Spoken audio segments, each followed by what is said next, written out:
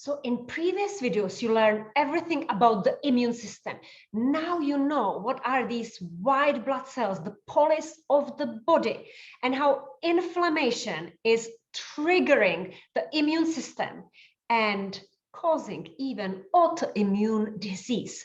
So which food should you avoid and which food should you include? So first we are going to look at the inflammatory food and the elimination trial that you can try at home. So histamine, that's what you can see on the picture. So it's these molecules, these signaling molecules that are released from the immune cells based on some food allergies or sensitivities. And what the histamine actually makes is that it expands, it causes the vasodilation, and it brings the water, it causes the swelling and the inflammation process in the body. So histamine, you can find, for example, or like which food can trigger histamine is, for example, red wine, so sulfates, beer, fermented cheese, shellfish, fish, tomato, spinach, cured sausages, so all the salami, chorizo, and everything that people like. Chocolate, even chocolate can trigger histamine. Sauerkraut, soya sauce. But by now, eating this food, you would know that it doesn't serve you well. However, still, if you have inflammation in the body, if your blood test results showed increased C-reactive protein, which is a silent marker of the inflammation, it's good to eliminate the food that triggers histamine. The same is for tyramine, so it's one amino acid. And it's, for example, in bananas, yeasts, so everything like butter top that I really like, everything, all the bread that is made from the yeast. Avocado, so avocado, it can trigger even the sorbitol reaction, tinned fish. So even if I, for example, recommend sardines, it would be good to avoid it. Raspberry, soy, vinegar, pickles, tomatoes.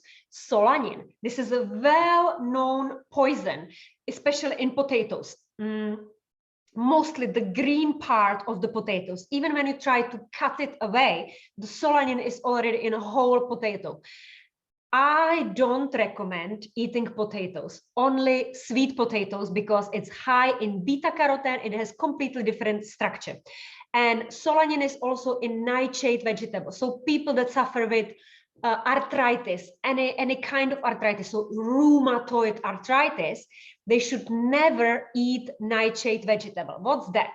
It's, for example, aubergine, red peppers, or like any peppers, tomatoes, lectins. So you know that lectin is a poison. It's in beans, pulses, grains, peanuts, soy.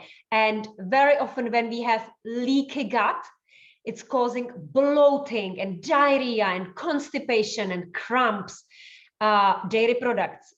Sometimes people react not only to lactose, the sugar that is in dairy products, but also casein, which is a protein in dairy products. So whenever you have any dermatitis or anything that finishes with itis, which is basically the inflammation in the body, or psoriasis, you want to avoid dairy products. And then obviously sugar. And when I talk about sugar, you have the list of 60 names, 60 different names of sugars, and you would need to avoid all of them. And then wheat, because wheat has gluten, and gluten is like a glue, and it's also damaging the mucus in the gut, and therefore blocking the immunoglobulins A that would be normally protecting us. So now you know what you should not eat, and you know about all the vitamins and minerals that you need. So I created a menu here for you, example of a menu. And that's like an immune booster menu. So that would be a coconut yogurt, in case you need to avoid dairy products. And you can make it yourself. So opening the can, the coconut milk can, mixing it with a probiotic pill, leaving it in the kitchen for 24 hours or even 48 hours, and voila, you have a really nice coconut yogurt. And you can mix it with berries, and you can buy even frozen berries and then defrost them and mix them into the yogurt. Or you can do what I do. I use the Brain Boost and Body Boost, which is high in these polyphenols, and it gives it a nice fruity flavor. And you can sprinkle some pumpkin seeds on the top of it, because pumpkins are very high in protein, high in zinc, and also omega-3 fatty acids. As a snack, you can have green olive tapenade with vegetable crudité. So that would be carrots and basically any vegetable that is in season and that you like. Vegetable, even if it's starch vegetable, you can still eat it. Don't avoid anything. Butternuts for soup, and you have the recipe, and it can be even a Hokkaido pumpkin, because these two kinds you don't need to peel, so that's really good. Wild mushrooms, because they are high in vitamin D2. And I shared with you the buckwheat risotto that I made with porcini mushrooms, so I highly recommend that. Apple and berry spiced compote with crispy almond topping. So you can put there even this winter spices, so clover and cinnamon, because all these are anti-inflammatory. And you just boil the apples and berries in it for a little while. So it's like a hot spiced compote, and you can put crunchy roasted almonds on the top of it. And buckwheat and almond bread.